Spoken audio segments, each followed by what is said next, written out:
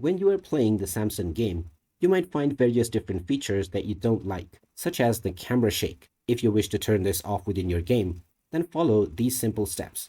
If you are within your game, press the escape button to go into the pause menu, and now go into options. From the options tab, you will need to go into accessibility, which is at the very end. Then within accessibility, you will find the camera shake within the graphics section. You can use the toggle at the left or right to turn this on or set this off. And don't forget to confirm in order to save your changes by clicking on the confirm button or pressing the spacebar key. Once you have applied your changes, you can go back and then continue to play your game without your camera shake. And you can turn this setting back on at any point of time by following the same steps. Go into options and then accessibility to turn the camera shake on. And that is how easy it is to turn off camera shake on the Samson game. If you find this video helpful, make sure to drop a like and subscribe for more quick tips like this one.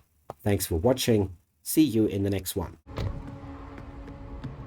Get away from me!